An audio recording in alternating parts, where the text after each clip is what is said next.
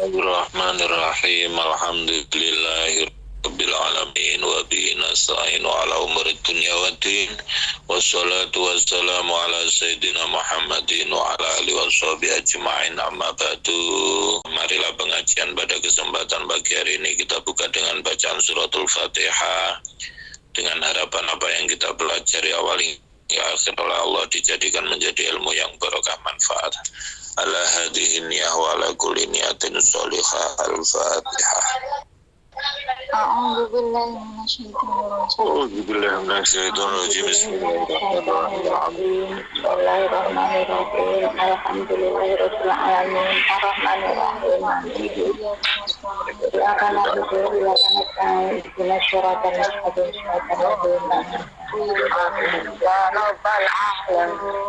Kita lanjutkan halaman 17, faslun. Warada annal malaikata la tadkhulul baita allazi fihi al-junub wa idza zahabat al-malaikatu ja'at asyayatinu min kulli nahiyatin wa khadar anta kula aw tanama wa anta junubun fatata'arradu bidzalika li afatin adidah fa in ajasta anil ightisal fil hali fala ta'jiz an ghuslil farji wal wudu. Pasal ini menerangkan bahwa sesungguhnya malaikat tidak mau masuk ke dalam rumah yang di dalamnya ada orang yang junub. Ketika malaikat pergi, maka yang datang adalah setan dari berbagai penjuru. Takutlah kamu dari makan ataupun tidur dan kamu dalam keadaan junub. Akhirnya engkau akan berhadapan dengan bahaya yang banyak. Jika engkau tidak mampu untuk langsung mandi seketika, maka minimal membasuh farji dan juga berwudu. Wa 'alaika bitajdidil wudu likulli faridatin wajtahid alla tazal ala taharatin wajaddidil wudu'a kullama ahdasta fa innal wudu'a silahul mu'min wa mata kana silahu khadiran lam yatajasar al adu ala dunuwi ilaika. Hendaknya engkau baharui wudu setiap mau melakukan sholat fardu. Berusahalah untuk engkau selalu dalam keadaan suci. Berbaharuilah wudu ketika engkau hadas, karena wudu itu adalah senjata bagi orang mukmin. Maka ketika orang itu punya senjata, musuh tidak berani untuk mendekat kepadamu. Wa qad ja'a rajulun ila Syekh Abdul Hasan Asy-Syadzili radhiyallahu anhu yas'aluhu ayyu'allimahul kaimiyya fa amarahu Syekhu ayyukima 'indahu sanatan wa syarrata 'alaihi ayatawadda'a kullama ahdasa wa yusalli rak'ataini wa wa'adahu at-ta'lim ba'da dzalika. Falamma kamulat as-sanatu zahaba dzalika ar-rajul ila bi'rin yastaqi minha ma'an fatola adalu mamlu'an zahaban aw fiddatan fasabbahu fil bi'ri zuhdan fihi wa ja'a ila syekh fa'akhbarahu faqala lahu syekh qad sirta al-ana kulluka kaimiya wa nasabahu da'iyan ila Allah ta'ala. Ada seseorang yang datang kepada Syekh Abdul Hasan Asy-Syadzili radhiyallahu anhu. Dia meminta kepada Syekh Abdul Hasan untuk mengajarinya kimia. Akhirnya Syekh memerintah orang tersebut untuk berada di sisinya selama setahun. Dan Syekh Abdul Hasan Asy-Syadzili mensyaratkan kepada orang tersebut selama setahun kalau hadas wudu dan sholat 2 rakaat. Nanti kalau sudah setahun baru diajari kimia. Ketika telah sempurna setahun, orang itu menuju ke sumur. Timbanya itu penuh dengan emas dan perak. Akhirnya timba itu disokne lagi, dituangkan lagi ke sumur tersebut karena zuhudnya orang tersebut. Sehingga orang tersebut mendatangi Syekh Hasan As-Sadili dan mengabarkan hal tersebut. Syekh Hasan As-Sadili berkata, kamu sekarang semuanya sudah menjadi dunia. Maka kemudian Syekh Hasan As-Sadili memerintahkan orang tersebut untuk berdakwah kepada Allah Subhanahu wa Ta'ala. Wa alaika bisolati raka'ataini kullama tawadda'ta fa illam takdir antaduma ala tahara fajtahid alla tada'aha indal julus fil masjid wa qira'atil Qur'an wal ilmi wal qu'ud li zikri wa nahwi zalika minal ibadati wa idza tawadda'ta aw ightasalta fakhzar an taktasira 'alal fardi min zalika bal yambagi an tuhafidhu 'ala sunan wal adab ala nahwi ma balagha min ghuslihi wa wudu'ihi alaihi salatu wassalam. Hendaknya engkau sholat 2 rakaat seusai wudu. Jika tidak mampu, hendaknya engkau melanggengkan untuk dalam keadaan suci. Hendaknya engkau berusaha dalam keadaan suci ketika duduk di masjid, ketika membaca Al-Quran, membaca ilmu, duduk untuk zikir dan ibadah-ibadah yang lain. Ketika engkau wudu dan mandi, hanya melakukan yang fardu-fardu saja, tapi juga memperhatikan sunnah dan adab seperti yang dicontohkan Rasulullah, bagaimana beliau ketika mandi, bagaimana beliau ketika wudu alaihi salatu wassalam. Wa yang bagi anta kita silafi ba'dil awqat biniyati tandif wa ilam tusibka janabatun wa qad warada al-hisu fi sunnati alal ightibal yaumal jum'ati li khadiriha fa'alaika bihi wa huwa kafin fi tandif lakin fi ba'dil awqat wa fi haqqi ba'dil ashkhas wa idza faragta minal wudu wa kadza al-ghusl faqul asyhadu an la ilaha illallah wahdahu la syarikalah wa asyhadu anna Muhammadan abduhu wa rasuluh. Sebaiknya engkau mandi di sebagian waktu dengan niat bebersih, walaupun kamu tidak dalam keadaan junub, karena ada dalam hadis pasti untuk mandi hari Jumat bagi orang yang mau menghadiri Jumatan. Maka engkau hendaknya melakukan tersebut karena hal tersebut cukup untuk bebersih, tapi di sebagian waktu.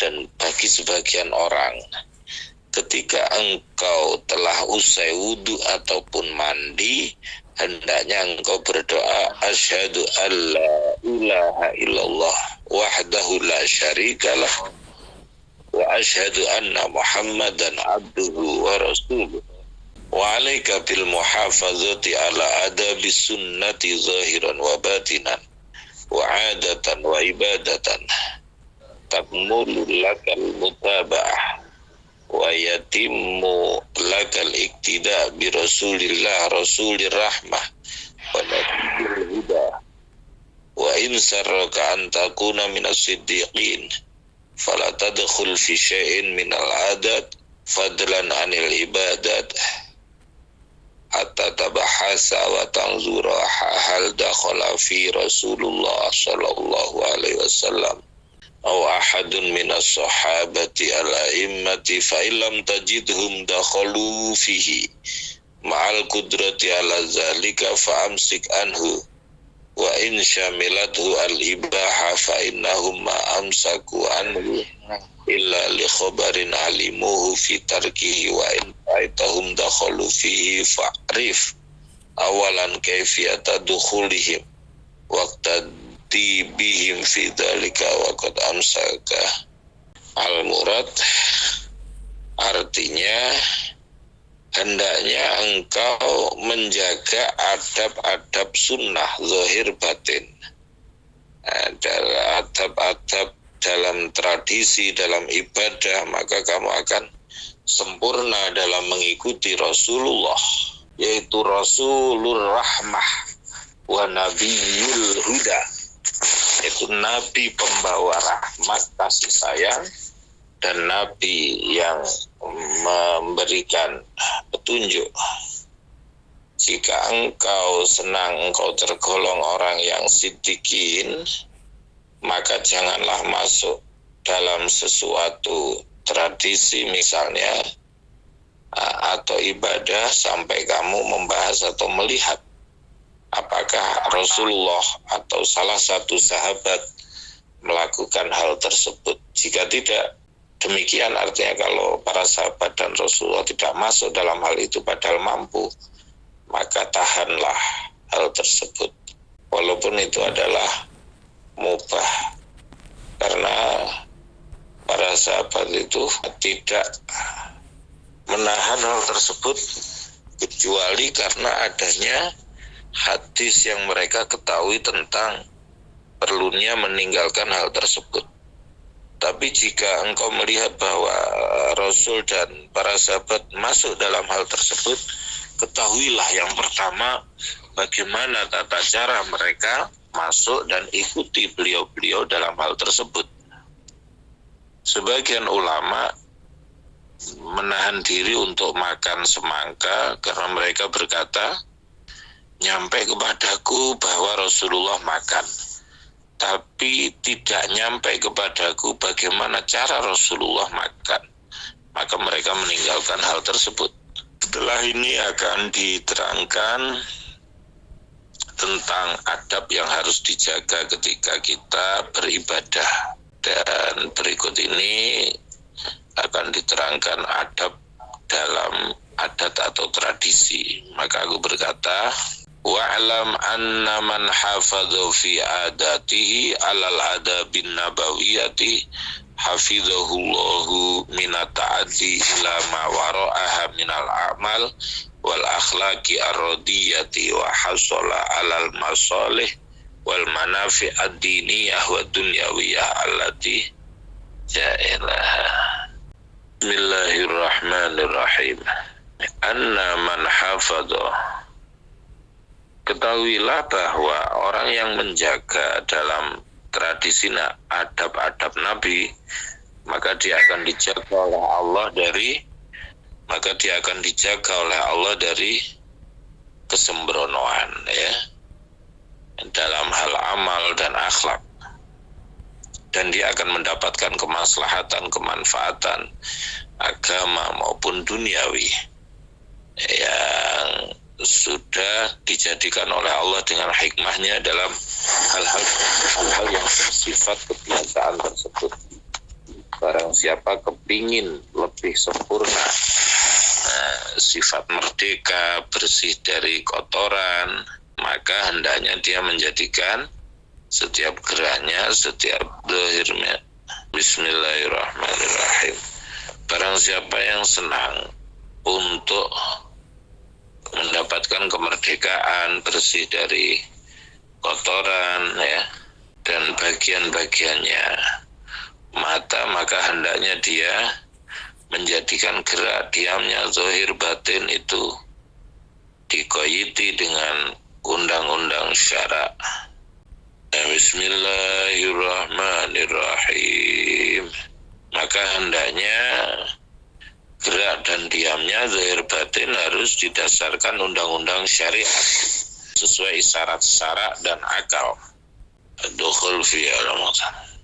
Itu wa kaifa ma waqa'a zamul adat ala lisani sufia. Bagaimana orang bisa mencela tradisi menurut lisan sufi. Bismillahirrahmanirrahim.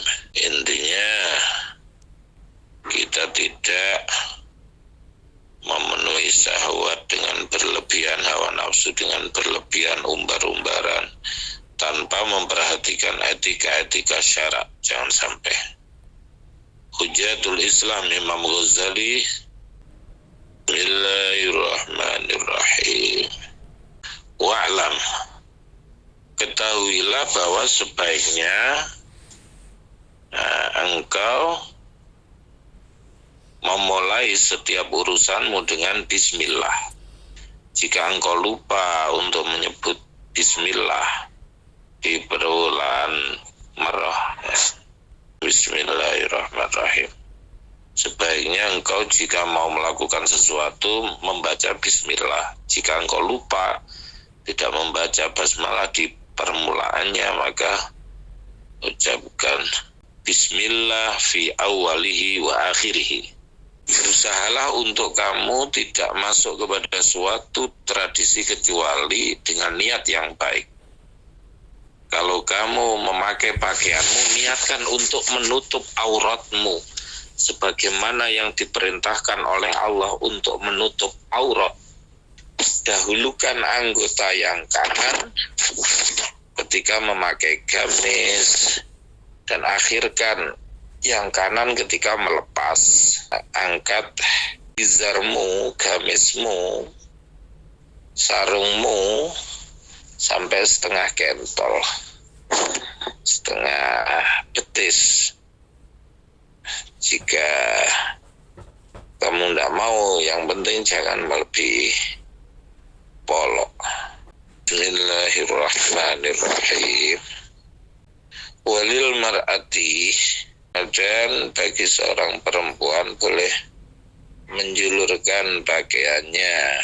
Jadikan lengan baju gamismu sampai ke ugel-ugel atau ujung driji. Jika kamu mau menambah, yang terpenting jangan terlalu berlebihan. Cukup sekian. Assalamualaikum warahmatullahi wabarakatuh. Waalaikumsalam warahmatullahi wabarakatuh. Saya dengar perkataan orang itu, seorang ada yang berkata begini, Ustaz, yang selalu bukan selalu mendahului Allah. Ini kalau ganjil itu jaya, kalau akan rusak. Itu orang yang bagaimana itu Ustaz yang selalu mendahulukan Ganjil, jaya, terus gimana? Kalau ganjil, yang ganjil itu katanya itu gini Ustaz, kalau jaya, kalau rusak. Itu orang yang seperti itu bagaimana Ustaz? Apakah gimana ya? Itu bagaimana solusinya? Terima kasih Ustaz. Ganjil apa maksudnya? Ganjil apa? Ganjil bilangannya Ustaz.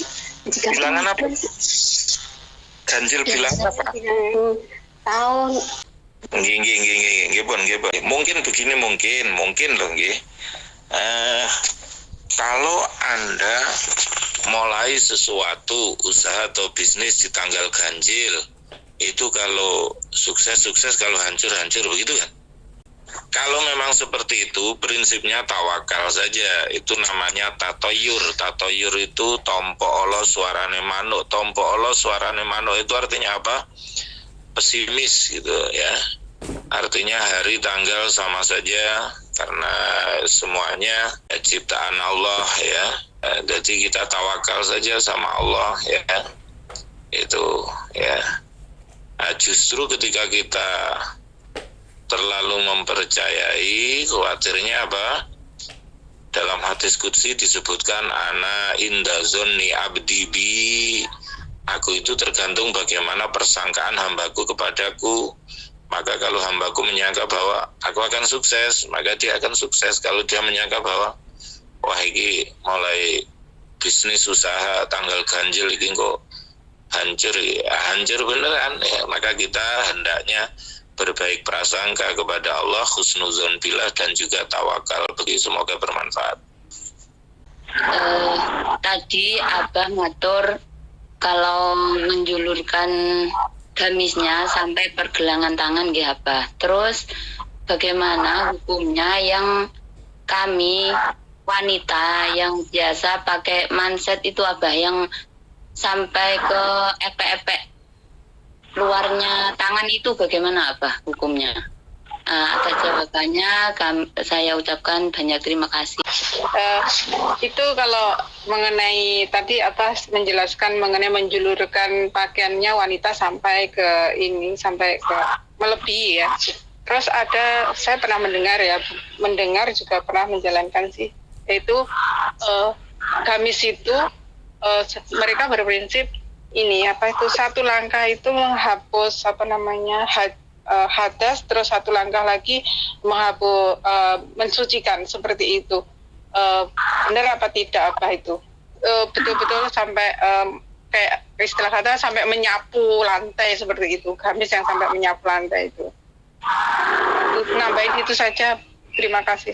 Begini ya,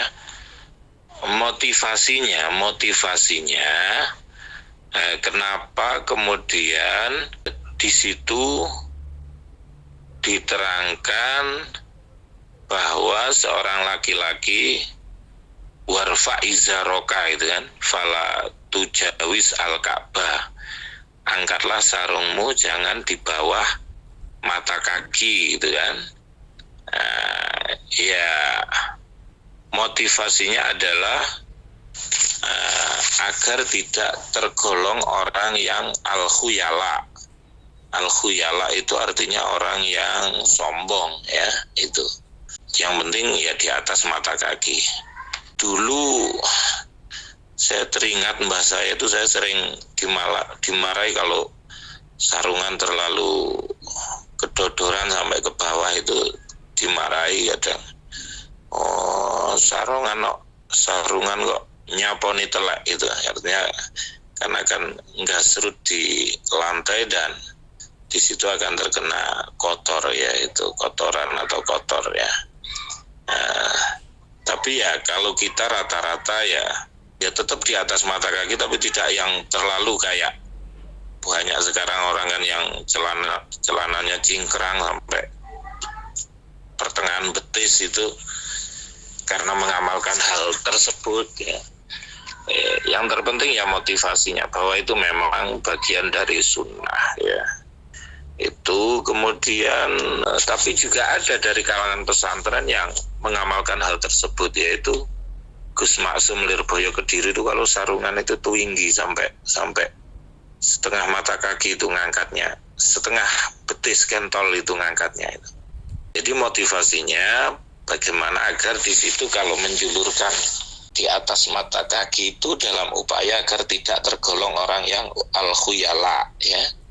Kemudian bagi seorang perempuan menjulurkan sampai ke bumi ya, yang terpenting ya tidak sampai kelengsereh sampai nyaponi lemah ya, itu karena nanti khawatirnya ketemu najis dan lain sebagainya. Adapun kemudian kenapa harus menutupi semua aurat kecuali wajah dan tangan, itu ya dalam upaya sesuai ketentuan fikih ya itu. Nah itu kemudian kalau kemudian yang pakai manset ya tidak masalah, karena di sini disebutkan waja'al kumma komisika ila rusghi wa ila atrofil asobe. Jadikan lengan baju gamismu sampai rusghi, ugel-ugel pergelangan tangan, wa ila atrofil asobe, dan sampai pucuk driji ya. Fa'in zita falatusrif, kalau kamu tambahi ya jangan berlebihan ya, jangan berlebihan. Waqad kana kummu rasulillah ila rosgi, lengan baju Rasulullah itu sampai pergelangan. Wa qata'a aliyun kumma komisin lahu ila atrofil asobe. Sayyidina Ali memotong lengan baju gamisnya sampai ke pucuk driji, jadi tidak sampai terlalu kepanjangan teman. Wala tattakhiz minal malabis illa ma tahtaju ila lubsihi. Lagi Saya lanjutkan keterangannya tadi nanti sampai wa alaika wala tatakhid minal malabis illa ma tahtaju ila lubsihi. Janganlah kamu mengambil atau memakai pakaian kecuali yang kamu butuhkan untuk memakainya. Wala tataharra anfasal malbus wala akhsyanahu. Janganlah kamu memakai atau berusaha untuk memakai pakaian harus yang bagus-bagus atau yang paling jelek. Wa tawasat fi dzalika, ya sedang-sedang saja. Yaitu nanti kalau harus bagus, kalau pas pakai pakaian tidak bagus lah itu repot. Tapi kalau bisa tawasat, biasa tawasat, biasa sedang-sedang saja, ya, tidak terlalu merepotkan ya.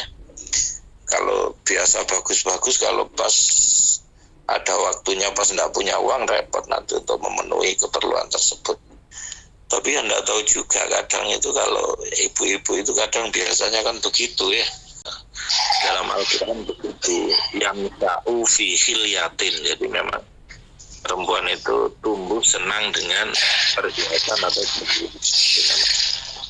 kadang kalau tidak bagus tidak mau ya. Makanya kalau mau ngajak bepergian istri itu tidak sama dengan kalau ngajak orang sama-sama laki-laki bepergian itu.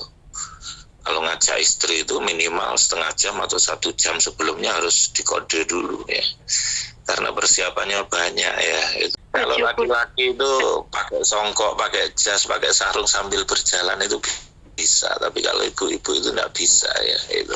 Wa tawassat fi dzalika, maka hendaknya engkau sedang-sedang saja dalam urusan berpakaian. Wala takshif aurataka, janganlah kamu membuka auratmu wala syai'an minha li ghairi hajatin, dan juga ya bagian dari aurat kecuali karena ada hajat. Nah, misalnya hajat ya mau buang air kecil, buang air besar ya. Wa mata ta'at al hajatu ila kashfi syai'in minha faqul indahu bismillahilladzi la ilaha illahu wa qul idza labista saubaka alhamdulillahilladzi kasani hadza wa razaqanihi min ghairi haulin minni wala quwwatin. Wa minas sunnah lubsul imamah wa laysa minas sunnah tausiul akmam wa kibril amaim. Ketika dibutuhkan untuk membuka aurat, maka hendaknya engkau berdoa dengan redaksi Bismillahilladzi la ilaha illahu. Katakan ketika engkau memakai pakaianmu, Alhamdulillahilladzi kasani hadza wa razaqanihi min ghairi haulin minni wala quwwatin. Segala puji bagi Allah, zat yang telah memakaikan kepadaku pakaian dan ngasih rizki dengan tanpa daya dan kekuatan dariku. Sunnahnya kita lubsul imamah, memakai serban ya. Serban yang dililitkan di kepala itu. Nah itu kalau biasanya kiai-kiai besar kan begitu, itu sunnah memakai imamah ya. Saya itu mau pakai imamah itu kadang masih malu sungkan terhadap diri sendiri, rumangsa belum pantas, kadang kayak belum sesuai dengan akhlaknya, sehingga paling ya mekur songkoan gitu dah ya. Sebenarnya ya sunnah kayak kiai-kiai besar untuk pakai imamah di kepala. Ada yang imamahnya warna putih, ada yang imamahnya warna hitam, ada yang imamahnya warna hijau. Walaisa minas sunnah tausiul akmam wa kibril amaim. Tidak termasuk sunnah yaitu menjembarakan lengan baju, artinya bajunya gombrong, wa kibril amaim, dan serban yang besar, itu bukan termasuk sunnah. Tapi ada juga perkataan ulama yang mengatakan bahwa wasi'u akmamakum ya jadi luaskan lengan bajumu, kemudian besarkan imamahmu, serbanmu, apa? Li'alla yustakhofa bi ahlil ilmi, supaya ahli ilmu itu tidak diremehkan. Artinya biar penampilan tambah berwibawa, itu ahli ilmu itu dianjurkan begitu. Makanya kalau kita melihat fotonya misalnya Said Muhammad bin Alawi Al-Maliki itu kan berwibawa ya, pakai jubah, kemudian pakai imamah besar ya, itu. Nah, itu Said Muhammad bin Alawi Al-Maliki ya, Al-Hasani ya, itu. Karena begitu.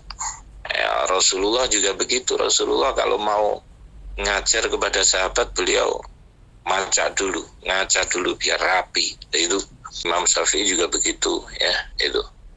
Itu Ibu. Ini keterangannya sudah sampai selesai, sehingga pertemuan berikutnya bisa melanjutkan bab berikutnya. Begini Pak, sekarang ini kan semaraknya bencana di mana-mana Pak, khususnya di Indonesia nggih.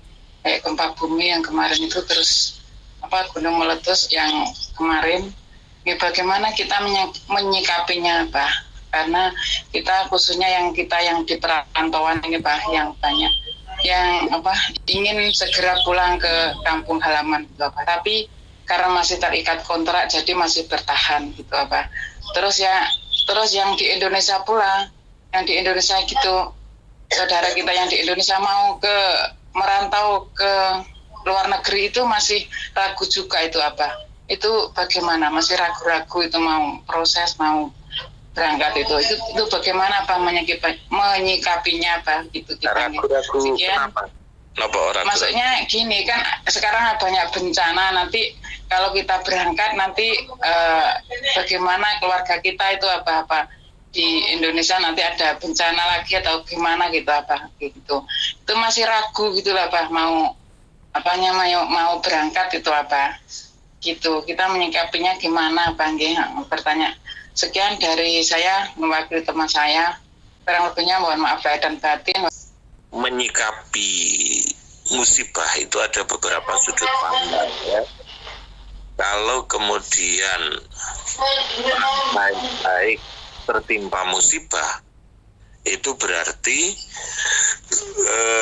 orang baik-baik tertimpa musibah itu berarti ujian dari Allah. Kalau orang tidak baik kemudian tertimpa musibah, itu bisa menjadi siksa dan seterusnya. Orang yang baik mendapat musibah bisa menjadi peringatan dan lain sebagainya. Maka kembali kepada masing-masing orang tersebut ya. Dan kemudian juga bahwa musibah itu bisa datang kapanpun, bisa datang dimanapun, bisa datang dalam kondisi apapun. Maka tentunya yang pertama menyikapi musibah-musibah seperti itu ya, yang jelas kita harus tetap senantiasa menjaga taat, menjaga ibadah, sehingga jika sewaktu-waktu misalnya menjadi korban adanya suatu musibah atau bencana, ya kita dalam keadaan husnul khotimah. Kalau misalnya kemudian bencana-bencana itu munculnya karena keteledoran kita, kelalaian kita dari beribadah, maka hendaknya kita senantiasa bertaubat kepada Allah Subhanahu wa Ta'ala. Kemudian juga jadi Kiai Maimun Zubair itu punya kitab judulnya As-Tsunami yang membahas tentang tsunami ya. Di situ disebutkan bahwa tsunami ini ujian atau azab itu. Itu kembali kepada masing-masing orang, kata Kiai Maimun Zubair. Artinya ketika ada 24.000 orang meninggal, itu kembali kepada diri masing-masing, karena di situ ada orang soleh, ada orang tidak baik, dan seterusnya. Hisabnya, perhitungan amalnya dikembalikan kepada Allah Subhanahu wa Ta'ala. Jadi kalaupun kemudian kita punya niatan untuk bepergian, ya kita tawakal, pasrah kepada Allah, kita titipkan keluarga kita kepada Allah agar senantiasa dijaga dimanapun kita berada ya.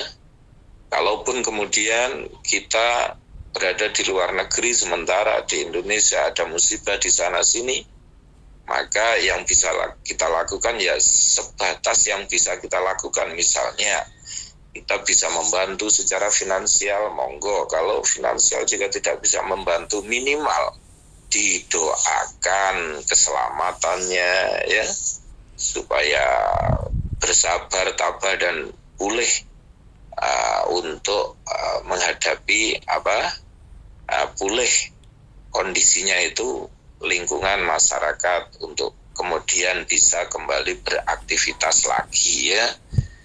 Itu, dan juga didoakan untuk keselamatan Indonesia, keselamatan panjenengan juga, diri panjenengan, keluarga, warga, masyarakat, dan seterusnya. Jadi seperti itu saya kira sikap yang bisa kita ambil terkait niatan bagaimana ketika kita mau ke luar negeri. Kalau memang niatannya sudah mantap, azamnya sudah mantap, ya bismillah saja. Kemudian kita belum bisa pulang, menyikapi situasi dan kondisi seperti ini, ya kita doakan. Kalau mampu bantu finansial, ya dibantu finansial, karena tentunya bantuan-bantuan sekecil apapun itu akan menjadi sangat berharga bagi orang yang kehilangan keluarga ataupun harta benda dan lain sebagainya. Jangan sampai kemudian mereka dalam keadaan kelaparan, kesulitan misalnya, seperti itu. Jadi barang siapa yang menghilangkan kesusahan dari saudara sesama muslim, maka Allah akan menghilangkan kesusahannya esok di hari kiamat. Wallahu fi aunil abdi madamal abdu fi auni akhih. Allah akan senantiasa menolong hambanya selama hambanya mau menolong sesamanya. Begitu, semoga bermanfaat. Bismillahirrahmanirrahim. Allahumma salli ala Sayyidina Muhammad wa ala ali Sayyidina Muhammad. Walhamdulillahi Rabbil Alamin. Allahumma sallimna wal muslimin wa afina wal muslimin wa tukhbina wal muslimin wa akfina wa iyahum syarra masaibid dunya wa din. Allahumma ja'alna wa la dana talamidana tilmidatina min ahlil ilmi walil khair wa la tajalna wa iyahum min abid walil khair. Allahumma salli ala Sayyidina Muhammadin bi'adadi anwa'i rizqi wal futuhati abasit alladhi yabsutu rizqa liman yasha' وبسط علينا رزقا واسعا من كل جهة من خزائن غيبك بغير منة مخلوق بمحض فضلك يا رحمن. اللهم اغفر لنا ذنوبنا ولوالدينا وارحمهما كما ربيانا صغيرا. ربنا آتنا في الدنيا حسنة وفي الآخرة حسنة وقنا عذاب النار. سبحان ربك رب العزة عما يصفون وسلام على المرسلين والحمد لله رب العالمين. ببركة الفاتحة.